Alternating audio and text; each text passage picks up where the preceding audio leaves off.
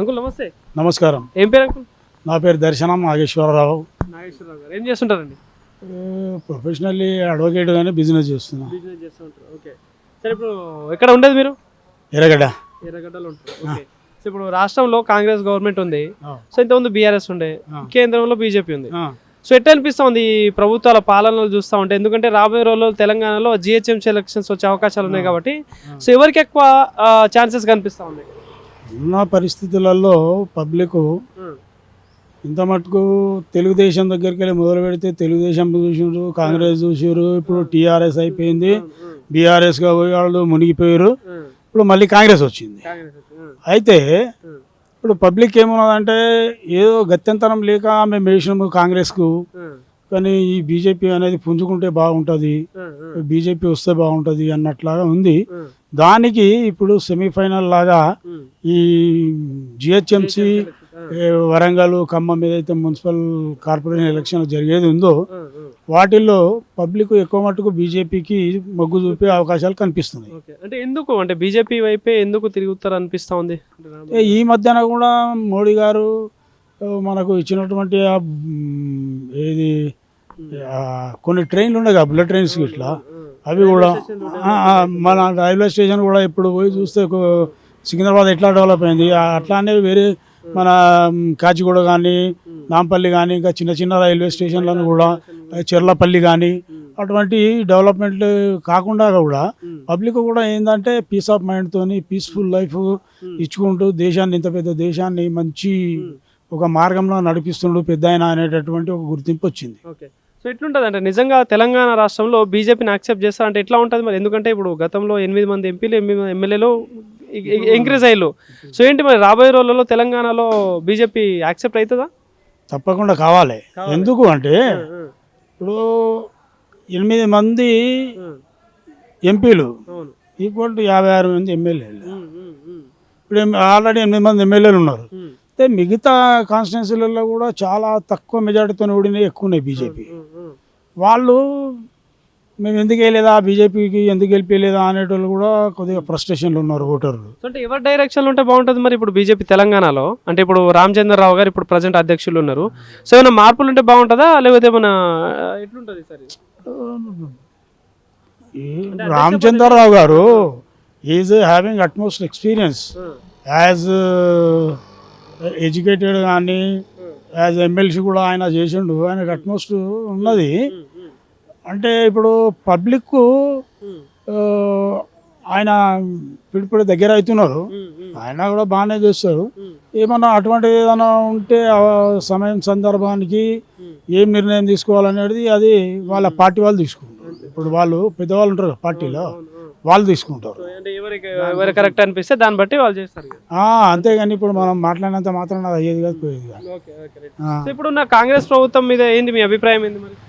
కాంగ్రెస్ ప్రభుత్వం కానీ ఇంకా వేరే కానీ ఎవరో కానీ లోకల్ పార్టీలు ఎంతసేపు నా కుర్చీ ఎట్లా కాపాడుకోవాలనే కానీ ఇప్పుడు నేషనల్ కాన్సెప్ట్ లేదు వాళ్ళకు. వాళ్ళకు ఒక సిద్ధాంతం అంటూ లేదు. ఈ దేశాన్ని ముందుగా దేశం అంటూ ఉంటే నీ రాష్ట్రం ఉంటుంది, రాష్ట్రం అంటూ ఉంటే నువ్వు ఉంటావు, నీ దేహం ఉంటుంది, నీ పరివారం ఉంటుంది, నీ ఓటర్లు ఉంటారు, నువ్వు పోటీ చేస్తావు. కానీ ఇది ఒక దేశం, ఇది ఒక భారతదేశానికి ఒక గుర్తింపు ఉంది. ఈ గుర్తింపును కాపాడుకోవాలా, దీన్ని నిలబెట్టుకోవాలా. ప్రపంచంలోనే భారతీయుడు అంటే ఒక ప్రత్యేకమైనటువంటి అభిప్రాయం ఉంది. ఈరోజు మోడీ గారికి కూడా ఒక పెద్ద ఆయన అనేటటువంటి, ఈవెన్ ట్రంప్ అంత పెద్ద అమెరికా అధ్యక్షుడు అయినప్పటికీ కూడా ఆయనకు ఉండేది, ఆయనకు ఉన్న తర్వాత కూడా మోడీ ఒక్కొక్క దేశంలో పోతుంటే ఆయన వయసుకు, ఆయన అనుభవానికి, ఆయన చాతుర్యానికి వాళ్ళ దేశాధినేతలు వాళ్ళ దేశానికి పోతుంటే మోదీకి పెద్ద ఆయనని అంటే గర్వం అని కాదు మనకి ఇక్కడ, కానీ మన దేశ ప్రధాని అంటే మనకి ఎట్లా గౌరవం ఉంటుంది. కానీ అయితే వాళ్ళు చిన్న పిల్లల్లాగా ఆయన ముందర ఒదిగిపోయి వంగిపోయి నమస్కారాలు పెట్టి ఆయనతో అడ్వైస్ తీసుకొని ఒక మంచి నాయకుడు ఈరోజు దొరికిండు అని ఆయనకి ఏదైతే గౌరవం దొరుకుతుందో అది చూసి వీళ్ళందరూ ఓర్చుకోలేకపోతున్నాం. అట్లా కేంద్రంలో కాంగ్రెస్ తెస్తాం, రాహుల్ గాంధీ ప్రధానమంత్రి అని చెప్పేసి మాట్లాడుతున్నారు వీళ్ళు కూడా. భారతీయుల కంటే దురదృష్టవంతులు ప్రపంచంలో ఎవ్వరు ఉండరు, ఇంకా అయితే ఎవ్వరు ఉండరు ఇంకా దురదృష్టవంతులు. ఇప్పుడు ఇన్ని మాటలను మాట్లాడుతున్నాం మనం ప్రశ్నించడానికి, ఈ మాత్రమైనా ఆయనకు ఉందో లేదో నాకైతే అర్థం లేదు.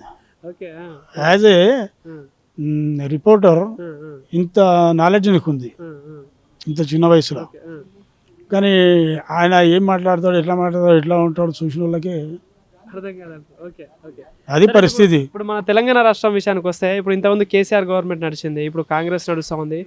సో ఎట్లా అనిపిస్తుంది అంటే ఇద్దరి మధ్యలో కంపారిజన్ అంటే ఏమైనా ఆల్టర్నేటివ్ ఆప్షన్ కోరుతుందా తెలంగాణ రాష్ట్రం అంటే మార్పు ఇంత తొందరగా చెప్పలేం. ఒక 6 నెలల ముందు అప్పటి పరిస్థితులను బట్టి ఇప్పుడు పబ్లిక్ అయితే తెలంగాణలో కొందరేమో ఇప్పుడు తెలుగుదేశం అప్పటి నుంచి టీఆర్ఎస్ వచ్చిన తర్వాత ఓ 15-20 ఏళ్ళు వాళ్ళ అధికారానికి దూరం ఉన్నారు కాంగ్రెస్ వాళ్ళు. ఇప్పుడు వాళ్ళ పని వాళ్ళు చేసుకుంటున్నారు, నడుస్తా ఉంది. దేశం సంగతి దేవుడు ఎరుగు, మన సంగతి చూసుకో అన్నట్టు ఉన్నారు వాళ్ళు. ఇప్పుడు 10 years నేనే ముఖ్యమంత్రి అని మాట్లాడుతున్నారు రేవంత్ రెడ్డి, సాధ్యమే 10 years కాదు. ఆయన ఇది ఎట్లా అంటే తెలుగులో ఒక విషయం చెప్తాను నేను, గతి లేక దేనికో కంకణం కట్టినామంటారు చూడు, ఒకటే మాట అంతే, గతి లేక. ఎట్లుంటుంది సార్ ఫైట్ ఎట్లా ఉంటుంది మరి ఈసారి జిహెచ్ఎంసీలో ఎట్లా బీజేపీ ఫస్ట్లో ఉంటుంది. ఎందుకంటే నగర ప్రజలు